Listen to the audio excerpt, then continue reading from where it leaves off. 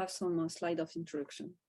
So good morning, good evening, or good afternoon, everyone. Thank you very much for joining our Data Plus Women Zurich session.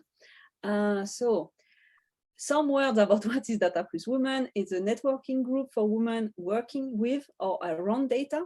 And our objective is really to promote you guys and celebrate your achievement and your expertise. So if you're interested to speak to our next event, please contact us and we will be gladly to put you on stage. It's a very friendly group, so please don't hesitate. And yes, we start 3 years ago. We celebrate our third anniversary now. And we start with 2 physical events, and after with COVID, we passed to virtual. And I think that was very great this time because we have a wonderful speaker all around the world, and we really like it. So thank you very much for coming to every one of our events. Thank you. And yes, so today it's about Dataiku, and Olivia will present our great speaker, but we have another virtual event coming up very soon on November 29th in London, but it's a hybrid event. So if you're in London, please free to join. If you are not, you can also join the virtual event. During this event, there will be like a job fair. So if you are a recruiter and you want to search for talent, please send us a job offer and we will put it on the board and with a beautiful dashboard. And if you are searching for a job, it's also your chance to meet the recruiter. So please join us. We have, on plus of that, we have wonderful speaker this time too. So yes, myself, my name is Annabelle Rincon. Sometimes I forgot the order of the slides. So that's why I look surprised. My name is Annabelle Rincon. I am leading the Tableau Center of Enablement for a Swiss bank called Vontobel in Zurich. And my passion in life are really visual analytics and Tableau, and also chocolate, I have to admit. And I am co-leading several groups, but my favorite one is the Data Plus Women Zurich group and the Analytic Tableau user group. So if you want also to join our event, you have the QR code. It will be my pleasure. And my great co-host is Olivia Sitz. Olivia, do you want to introduce yourself? Yes, I will. Hi, everyone, and also welcome from my side. My name is Olivia.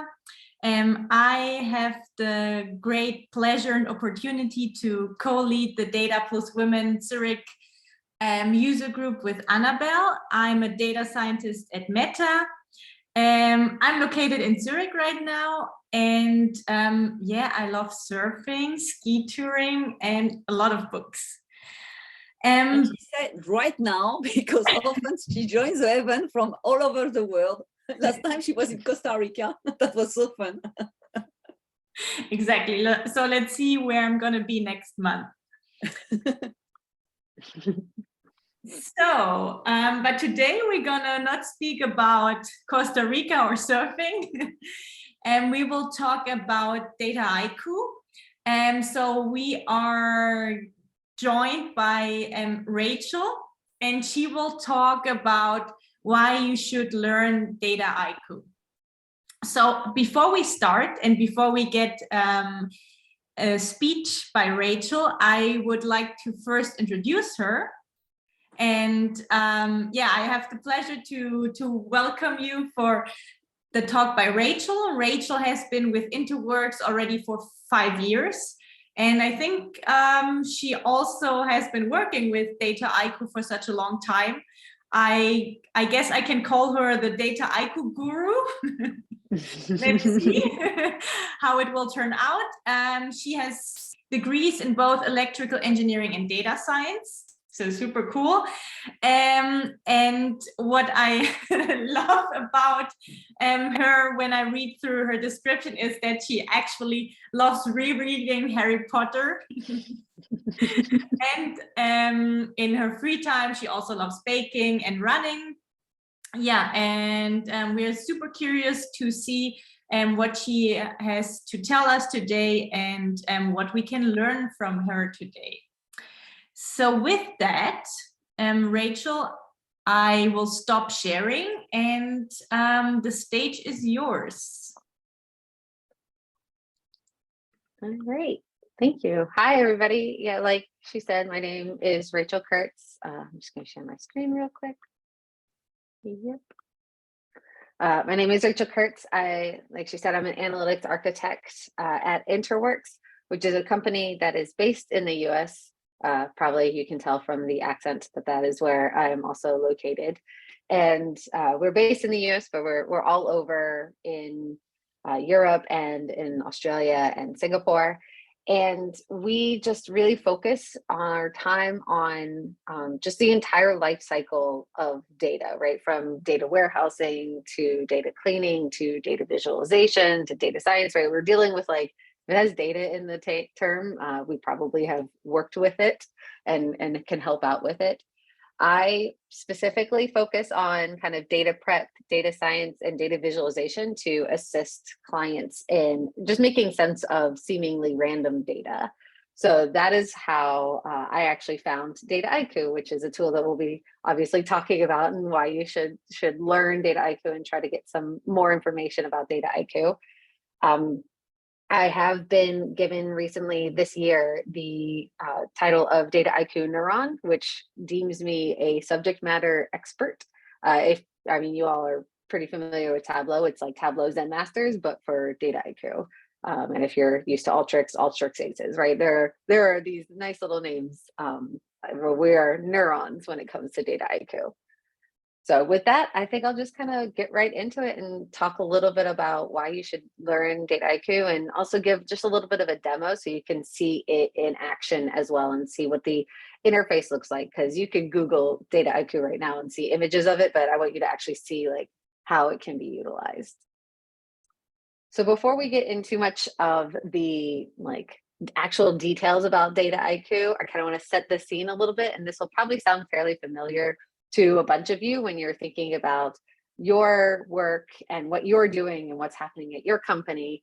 Is there's a little bit of a problem in this image that we're seeing right here. And I grew up with these very close to me. And if you're from Europe, I don't know if they have them here, but these are silos.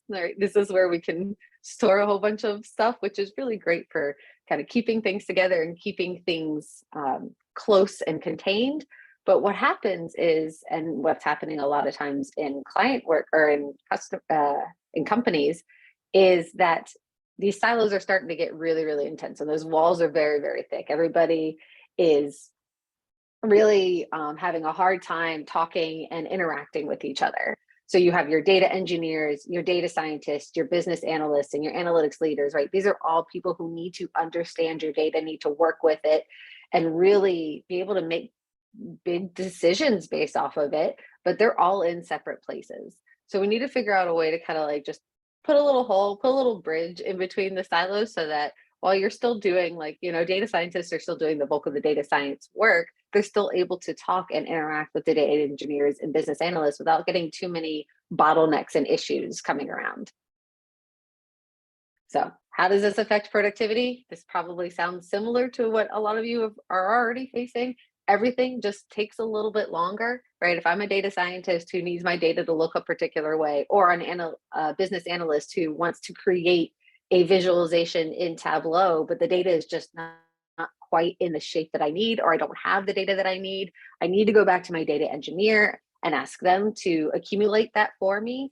And to do that, it has to fit into some pre-planned sprints, right? So it's like, okay, well, I can get that in 3 sprints because that's when I have time. So that's in 6 weeks, 2 months, whatever it might be. So it makes it a little bit tougher to get to the information that you need when there are these silos. There's also varied priorities, right? Like the data engineers are helping a bunch of people, whereas the business analyst really cares about, excuse me, this one question that they have. So while the business analyst thinks it's a huge priority, the data engineer is like, that's one of 5 huge priorities. So we got to reprioritize that way, as well as just lack of resources. A lot of times somebody will have a question, but they have to go to the person who is like the Tableau dashboard builder, and it's one person for 3 different groups. So it makes it a little bit tough. You're also not working very efficiently, technologically speaking. Your data visualization layer is doing a lot of the heavy lifting, right? I'm sure we've all built Tableau dashboards that are using a lot of LODs and a lot of nested calculations and like context filters, right? To just get to the information that we want. So it's really you using Tableau or Power BI to really kind of do a lot of that heavy lifting. And you're also doing a lot of things locally because of that. So it's not necessarily the best way to go about doing things or efficient way. And then finally, with the way things are kind of done at this point, governance and version control is a little bit more difficult, right? To just kind of like make sure that everything's being done properly, especially if, example, you're having just a bunch of Excel files, right? The version that I have on my computer might be a little bit different than the version that Olivia has on her computer, right? So it could just really make that a little bit difficult. So this is why we start, when you have these issues, you have the silos, everything's taking a really long time, governance is difficult, version control is difficult, and everything's running really slowly. This is when we start thinking about like, how can I alleviate some of these issues? And luckily, the reason why I'm talking about Dataiku today is Dataiku can really help alleviate a lot of these problems that we're seeing. So putting that problem in a different way of like, you see, we have those same 4 silos that I was talking about, how, visual data prep and like auto ML is happening with the business analyst. The analytics leader is looking at visualization and validation at separate parts along the life cycle. And the data engineer is giving us some like data to go into that, right? It's all connected, even if they are these different silos. And what we really like about Dataiku is the fact that that can then encompass all of this. All of this can at least start and interact within Dataiku. You can have all 4 of these different personas basically working in a single place in a way that they can at least communicate. So it may not be, I'm not saying that like every single day the data engineer who's used to doing like SQL and working in Snowflake and Matillion and stuff, I'm not saying that they're going to always be a Dataiku, but they will be able to go into that, and it's creating that bridge so that they can talk to the data scientist, they can talk to the analytics leader and have a central location where they're all working together. So another way of looking at that is a lot of times as well, the fact that you might have various different data sources that you're used to going and asking someone to help you out and like kind of combining all of it together.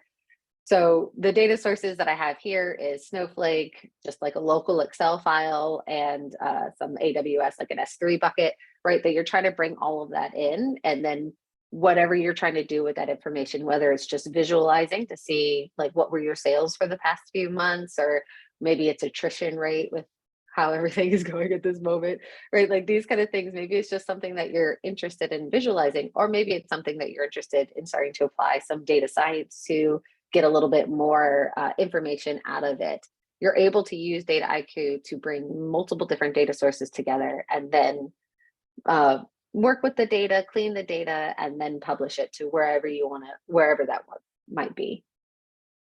And again, this is where you can have all of your people coming together in Dataiku to kind of talk about this. So what is Dataiku? And this is kind of a quick little like 1 sentence that I usually try to use when people ask me, what is Dataiku? And I'm going to read it to you, but it's very short, I promise. Dataiku is a low barrier of entry tool that bridges the gap between data sources and warehouses and data visualizations and reports, allowing all level of users, coders and non-coders alike, to be able to enhance their data through last mile data prep and or data science. So I'm just going to like sit with that for a second and kind of dive into some of the things that I mentioned in that sentence. One of the first things that I'm talking about is that low barrier of entry tool. And then I kind of reference it again a little bit later when I'm talking about coders and non-coders alike. That is because this is a tool, and when we're looking at it, that has some really nice GUI wrappers around pre-written code. So you do not need to know SQL, you do not need to know R or Python in order to utilize this and do a lot of the heavy lifting that prior to this, you really had to do some really intense, 500-line SQL queries or, 600-line Python code that you had to know how to do in order to do some of these calculations and do some of this data cleaning. Now you're able to use this which has some really nice user interface and user-friendly ways of being able to do the exact same thing without having to write the code. And the other thing that I want to talk on before I move on is it's bridging the gap between data sources and warehouses and data visualizations and reports. And that's really where we see Dataiku kind of like fitting, and where we think you should think of where it fits in kind of like your life cycle or your data pipeline, right? You have all your data being stored in Snowflake, in AWS, wherever it might be, Oracle, whatever. And then you're publishing it to, whether it's a Tableau dashboard, a Power BI dashboard, an Excel report, right? Wherever you're publishing it so you can actually do some of the investigation and make these business decisions. This is that in-between thing that will help you clean it and get it ready for the ingestion that you're doing of like the visualizations or the reports that you're building. So this is kind of like that sweet spot right in the middle to help you get from just the pure raw data that's being stored in something like Snowflake and getting it to something where you can actually understand it and make some actionable insights based off of it. So we're going to talk about those last two things, the last mile data prep and or data science, and kind of what I'm talking about with both of them, because I feel like they're both fairly big buzzwords at this point. So just, I'm going to talk about what I mean when I'm talking about last mile data prep and data science. So the first one is last mile data prep.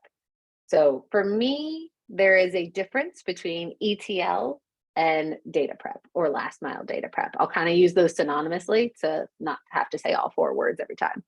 But ETL for me and how we kind of see that is ETL stands for extract, transform, and load.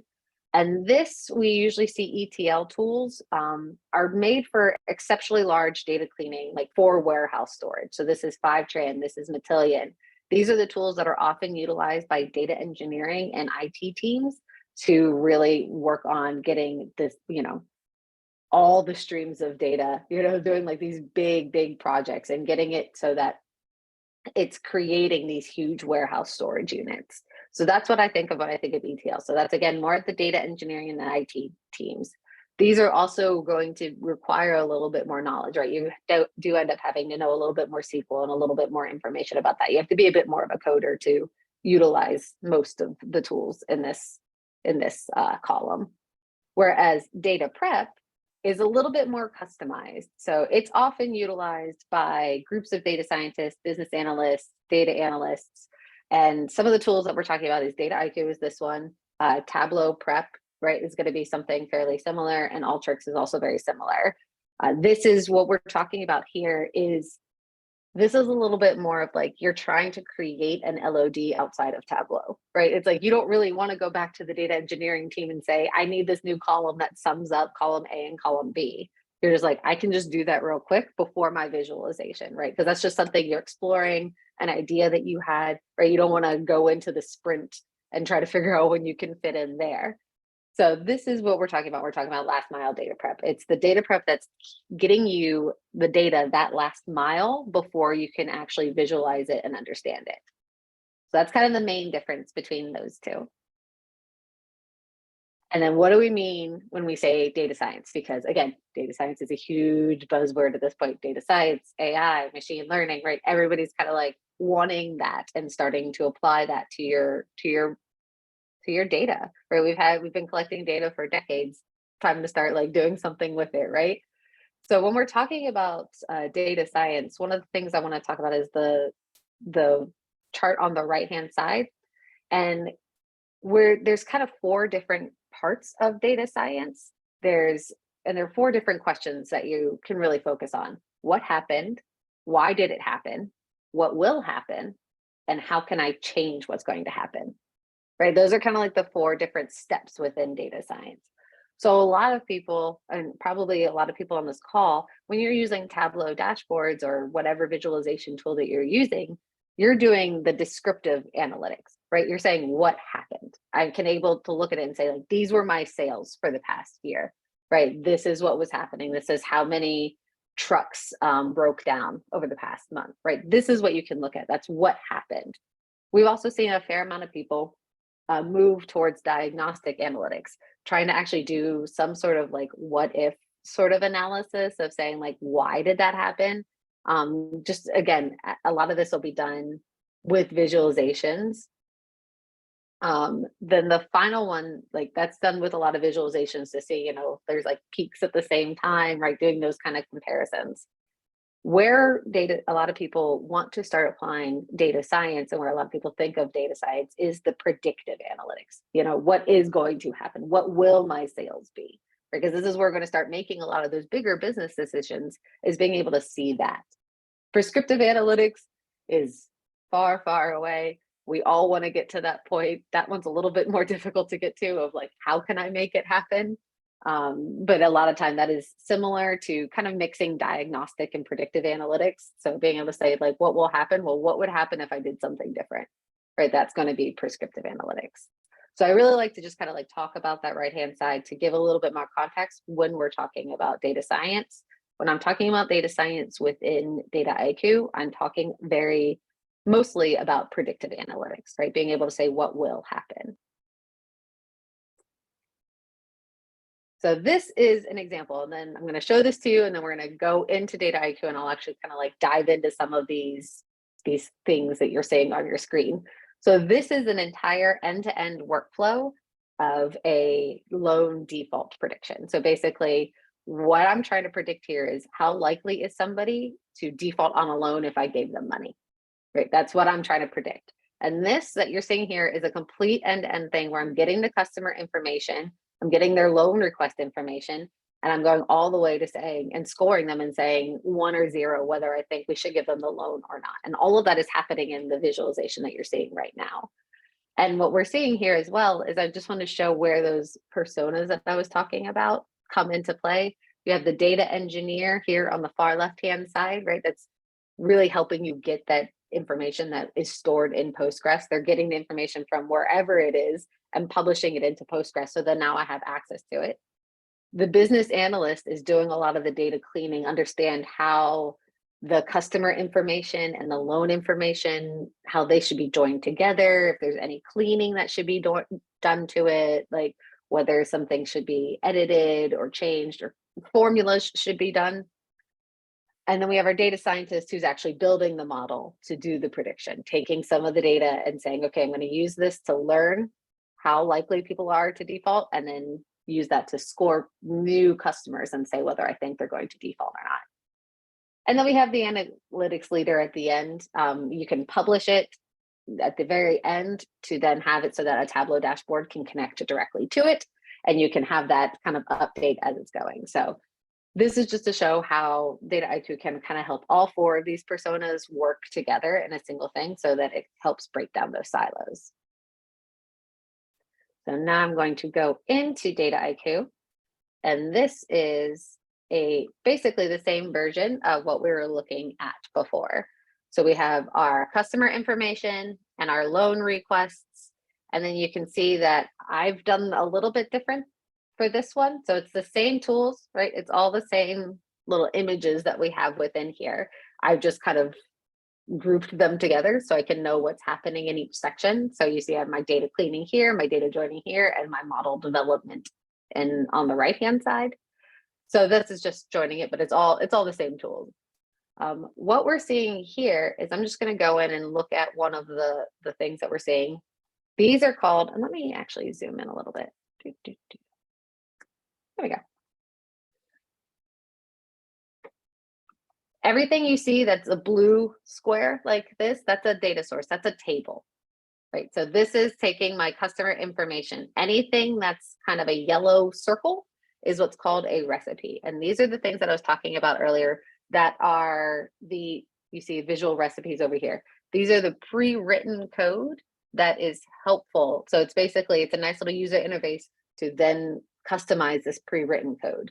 So the one I want to show you right now is this way of joining 2 tables together. If I go into that, and then can see that I'm taking in this data set, this all loans requests, and this customer information, and I'm joining it together. And you can see I can specify the keys that I want to do that with. If I even click on here, and I can look at the different types of joins that I have available to me, right? I can do left, inner, outer, right? Right, there's all of this stuff to try to make it very easy for you to understand and get the data in the form and with the information that you want into it.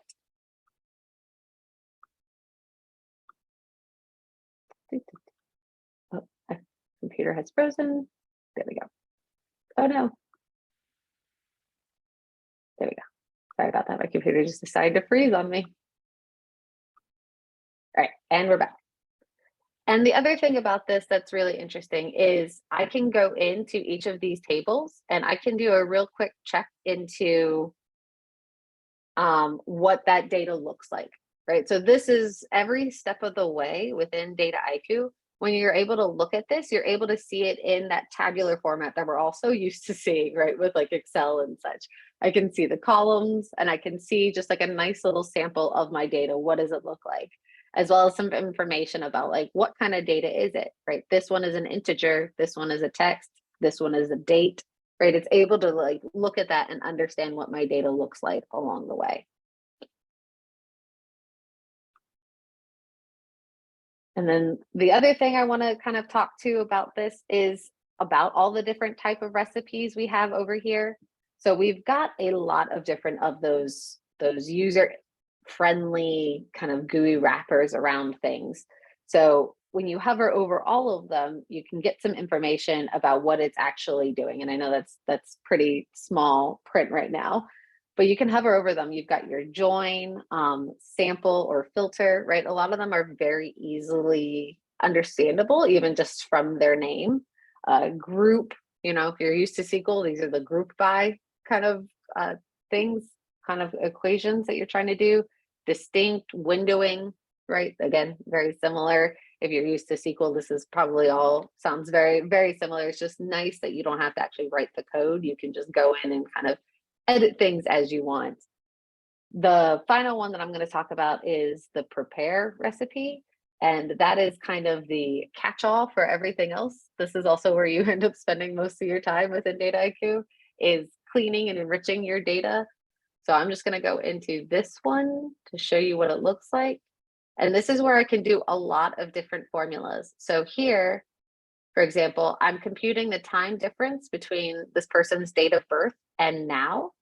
And it is creating this column called age, right? So I'm saying between when they were born and now, how many years has it been, right? So I'm able to see that right here. I've got that age that's being calculated. The other thing that's interesting about this is all happening on a sample of my data. Again, very similar. I'm seeing it on that. But as I'm adding things into here, it will show up. So let's see if I can do this. Yeah, I'm just gonna, never good to do something on the fly, but I'm gonna do it anyway. What I'm going to do is I'm creating a new column that's just called test. And what I'm going to do is I'm going to take my monthly income and divide it by 2, right? There's not really a reason to do that. That's just what we're going to end up doing. So I want to take my monthly income and divide by 2. And as I'm doing this, right, it's showing me what an example of that output is going to look like pretty quickly, which is probably one of my favorite things about Dataiku, because I'm used to doing this in other things where, you know, you write the code, you hit run, and then you don't know where it went wrong. You're like, what happened? And at some point you realize that you did ×2 instead of divide by 2, and it's like small and only in one line. So this is nice that I'm then able to then see what it's going to look like. And again, just see real quickly in this sample what that will look like. This isn't actually doing it at this point. This is just doing it on this small sample of the data. When I hit run down at the bottom is when I'm committing to this choice, right? When I'm saying, okay, do this for all of the data. Right now, it's just doing it for a quick little subset of the data so I can understand if it's working the way I need it to. I'm going to delete that so we don't mess that up.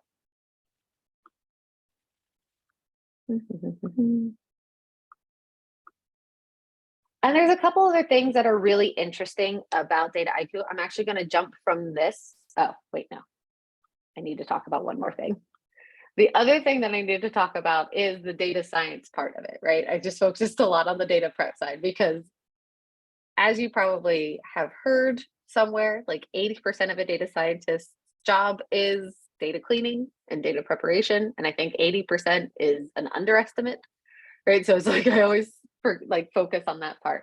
But what I do also want to focus on, especially for those of you who are interested in learning about how to apply data science to your data and trying to start making those predictive analytics happen within your company, is the capabilities within Dataiku to really help you through that and kind of like hold your hand through that and help you understand what you're doing.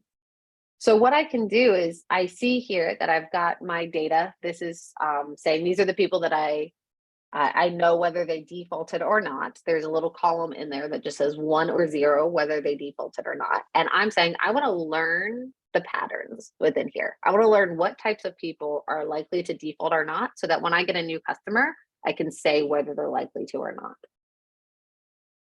So if I go into one of my what are called labs, I can see that I've done this. Oops, not this one. That's why there's 2, Rachel. There we go. Yep, there we go. I can see that I have run this a bunch of times. And what's happening here, what I'm doing here is I'm actually running this. So I am creating a bunch of different models. So for example, in this session, there's 1, 2, 3, 4, 5, 6. There's 6 different models, 6 different types of models that are all trying to determine how likely they are to a person is to default or not. And then I'm able to compare them and say, okay, logistic regression, this particular type of model is going to be the winner with a 84.3 rate, basically.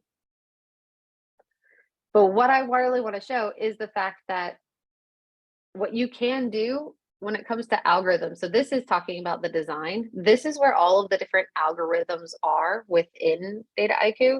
So when I was doing projects before as a data scientist, if I wanted to compare a bunch of different models, I would have to write the code or copy the code from a different project and just change the input, right? I have that code where you're creating 6 different models and then writing some more code that then does the comparison of it to make sure which one seems better than the other, right? This is a little bit easier. And by a little bit, I mean a lot easier.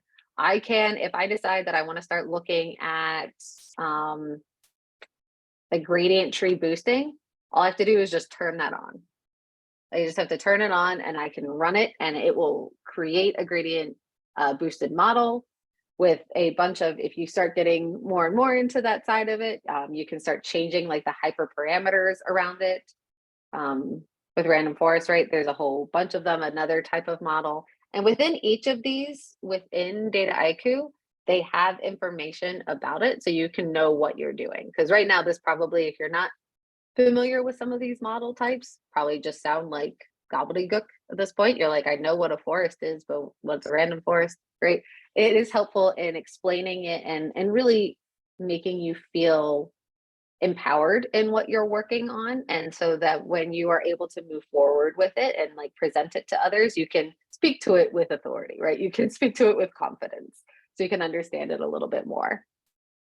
And the thing within here is you can get as hands-on or hands-off as you want, right? So one example I'll show you, actually, I'm just going to start from scratch as if I was just building a new model. So say auto ML prediction. I'm trying to predict default. You'll see that there's a bunch of different options within here. So this is saying quick prototypes. That's just saying, hey, Dataiku, you choose it. Choose the types of models, choose the parameters, choose the variables that I'm looking at. I trust you, you go right ahead. So that's the most hands-off version of it. But then you can see you can go all the way down to like choose algorithms, which is where you get to that point where I was looking at it, like turning things on or off. And you can also say like, you can write your own estimator, right? You can write, if you have like some Python code that you want, you can also utilize that. So this is again, just to show that within Dataiku, you can be as hands-on or hands-off as you want with the model building part of it. So it is really great for people who are just starting to venture into that. Into those waters of trying to understand how to do predictive analytics. It can really help you kind of like start getting that way while feeling enabled in order to talk about it and learn about it and move forward with it. So that really focuses on the data prep and the data science side, which again are some of my, like, those are really, really great parts about Dataiku, and I think are always true about like why you should learn Dataiku is you can do both of them in a single tool in a user-friendly way, which is really helpful. But I want to also talk about a couple of things that Dataiku also does that is outside of data prep and data science, but is another reason why it's helpful in breaking down those silos. So one of them is the fact that I can create, I'm going to a different project now. I can, for each of my projects, there's this home page, right? This is going to be kind of like the landing page for when you're coming in here. And here's a sample project I have of predicting churn, right? Of like just predicting whether somebody's going to leave us or not. And you can see I have a lot of information about my flow, about my project at this point. So if I go to the flow, this is going to look similar to what we were talking about, right? This is where the bulk of the work is happening. But if I go back to this landing page, you can see that I can create some documentation within here, right? So a lot of the things about Dataiku is it's meant to be collaborative, and because it is all cloud-based, it means that anybody can access it if you've got, access to the internet, right? You could access it anywhere, and anybody can access this project if they have the permissions for it. So then it's really creating a single location where a lot of communication and documentation can happen. So here, right, we've got a nice little almost like mini wiki page about this project, so somebody can go in and understand exactly what's happening. You can add to-do lists if you want to add more and more things that you want to do, and make sure and start checking those off and kind of document where you are in that process. You can also, up in the right hand side, there's this option for discussions. This is like things that are generally happening over email or Slack or Teams or whatever you're using to communicate. It can all happen here. So then you again have that record. So examples of this would be if I wanted to say that I had a question about way something was being calculated, a formula was being calculated. I could ping a person on here. I'm actually going to do it on this one. So I'm going to go to this, add this, and I can say default calculation. And I can say hey, Ben Basili, how are we calculating default? And then hit start discussion, right? And it's sent an email to him. So now he's able to come in and respond to this and be able to kind of have all of this discussion happening all within here. If I go back right now, I can see there's the default calculation conversation happening, and I can have a new discussion, a new topic, right? So you can actually have all of that in a single place. So it's easier to know, like a month in, if somebody's like, wait, why are we calculating it that way? And you're like, haha, I have it right here. I know exactly why we're calculating it that way. So those are kind of two of the big things to talk about the collaborative nature within Dataiku that is exceptionally helpful in creating and breaking down those silos, or at least creating bridges between the silos, so that you're not having to wait for other people and have these bottlenecks going in. The other thing that kind of helps with that, just lost my train of thought. So those are kind of one of the big things. Oh, the other thing I wanted to talk about, the final thing that's really helpful when it comes to Dataiku, is the fact that because it is cloud-based, and I was talking about those inefficiencies earlier about how a lot of times when you're doing things in Excel or whatever it is, you're having to do things locally. So it's dependent upon your computer, right? It's dependent upon whatever laptop you got going. And if you've got I use another tool where sometimes if I was running a really intense workflow, if I had another window open, then it was going to take longer than if I could close the internet window, right? So things like that are happening. Because Dataiku is cloud-based, it is able to talk to all of the data warehouses and data storage places that you've got, and you can actually push the computation down. Where Dataiku is okay, I'll write the SQL code for it, but now I'm going to push it to where the data is being stored instead of having to move data around, right? I don't have to take the data from Snowflake, bring it to Dataiku, do some cleaning, and push it back to Snowflake. You'll see in the bottom left-hand corner of the screen for this join recipe, right? I'm able to say, hey, actually run this in the database, right? I can say I actually don't run it on DSS or Dataiku. It used to be called Dataiku Data Science Studio. Now it's just Dataiku, but DSS means Dataiku.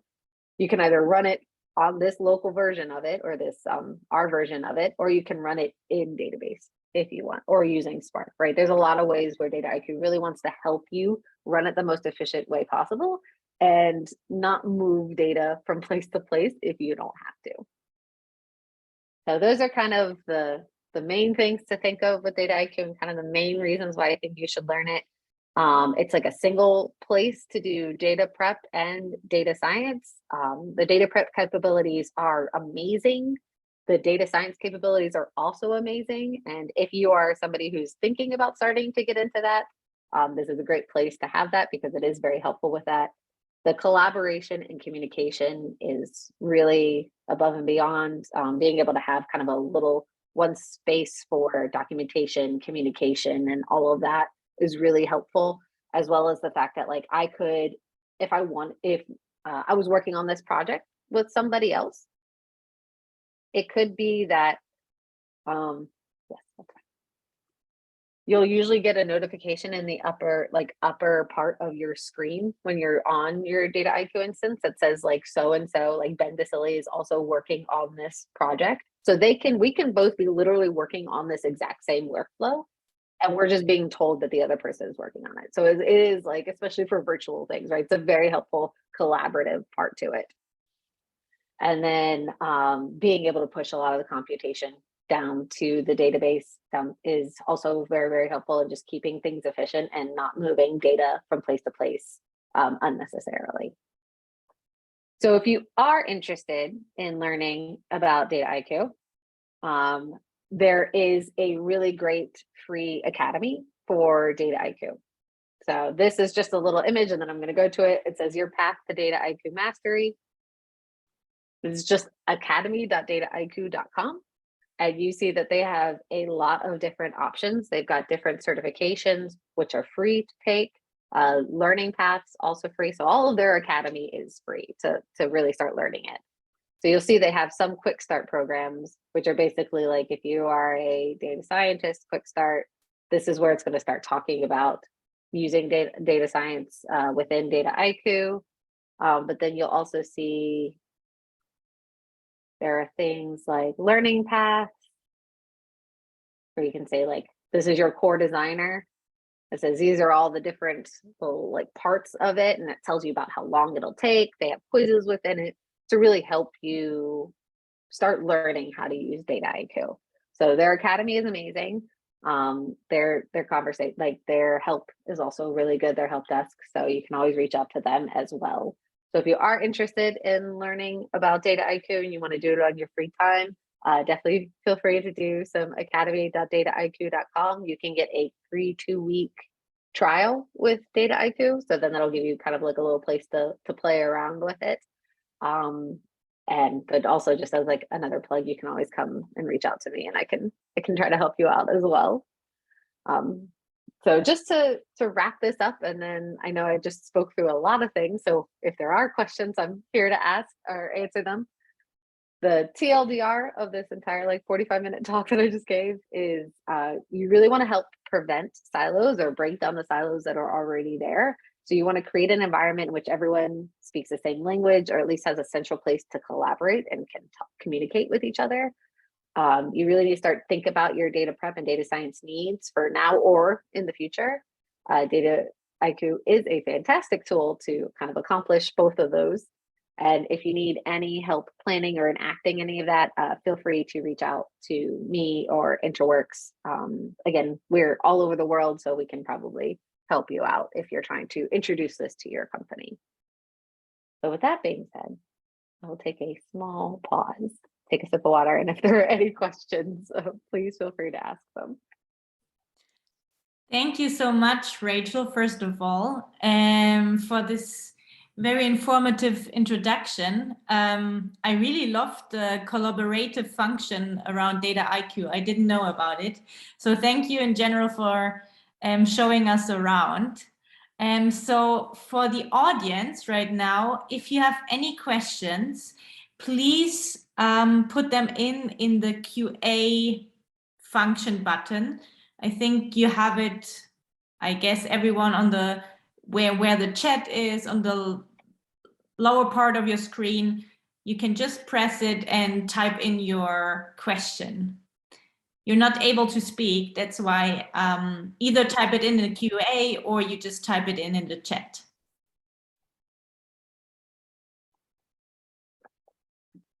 And while we're waiting for questions, I cannot imagine that there are no questions. So just also to stress on your last point, what would you recommend to kind of get into Dataiku and how to quickly get on board and learn as fast as possible? Yeah, definitely getting a 2-week, like the 2-week trial, free trial, where they'll spin one up for you and kind of running through some of the academy things within there. So even if it's just Core Designer does kind of focus on a lot of the data prep specific. So it's just like general basics within here. This Basics 101, 102, and 103 will actually take you through that lone default prediction workflow that I was showing at the beginning, and it'll have you build that step by step, like from end to end.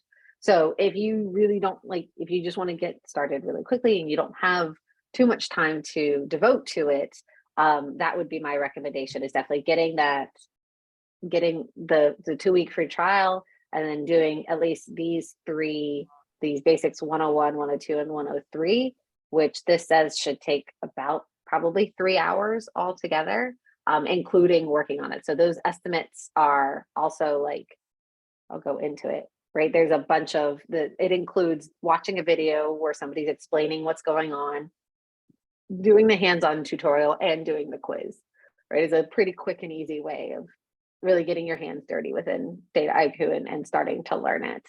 And then if you do that and you do start really enjoying it and you want to start applying it to work, Dataiku and us, we help with creating basically POCs.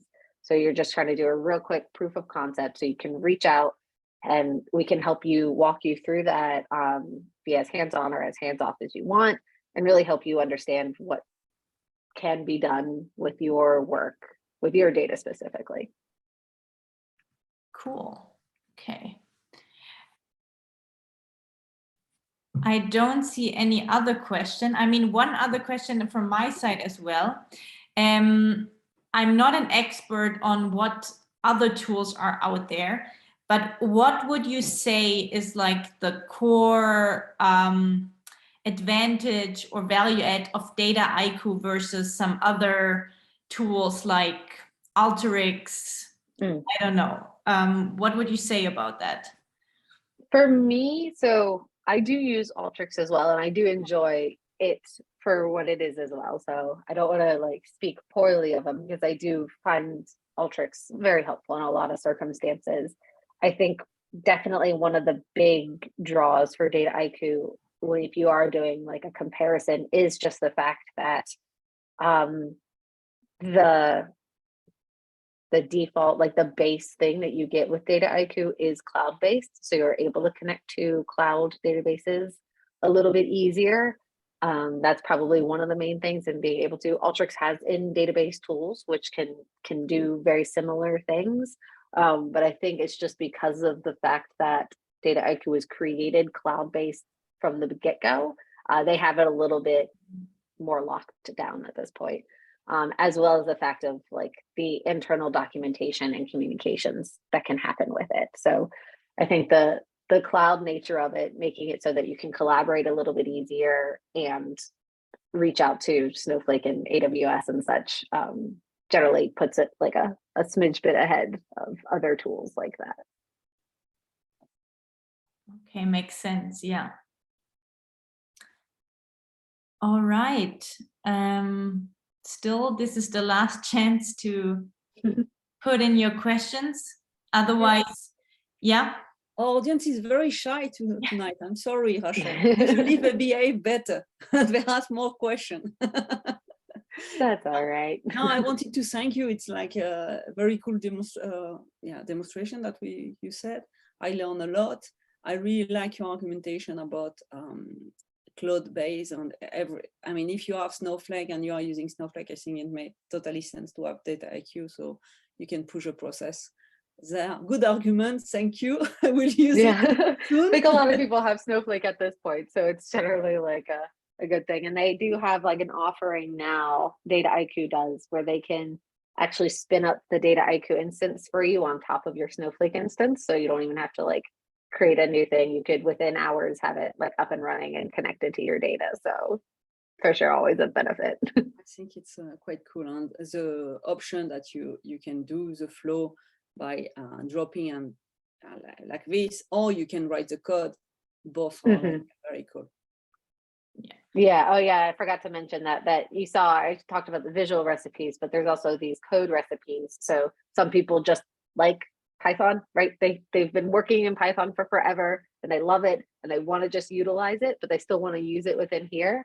If you go to just do that, create data set, you can write your Python code directly in here in a Jupyter notebook within here. And they also, with the new version of Dataiku, now have R Shiny. So if you like doing R, you can do something similar to like Python notebooks as well, to make it just a little bit easier to also have people who like coding. So I said coders and non-coders all on the same project. So yeah. Thank you for calling that out again. Yeah. I knew this part I knew. So yeah. Yeah, thank you also for sharing your expertise, as we can see that you're actually using it. I think that's much more valuable than just, you know, like a presentation from someone who has maybe just touched upon it. So that's really cool. Yeah, it's probably one of my favorite tools to use right now, most definitely. So yeah, if there is no question, we can close, huh? Yeah. And give back some minutes for Rachel so she can have a nice coffee thinking about it. Yes, I guess this is the end. I will just quickly share my screen so you can have some information about our group. And we are currently in the planning phase for next year. So we're going to plan all the events, and that means we are looking for you. We are looking for speakers, we are looking for topics, we are looking for new ideas. So if you have anything on your mind, please reach out. And there's a QR code, there's our page, you have our contact details there. If you have still some questions to Rachel afterwards, you can also reach out to us. So yeah, all the information is there. With that, I guess I will say from my side, thank you, Rachel, to you. It was really cool to hear about Dataiku. I haven't used it before, so I learned again something. And yeah, thank you to Interworks and Tableau, of course. And a big thank you to the audience as well. So thank you. All right, thank you all. Bye. Bye.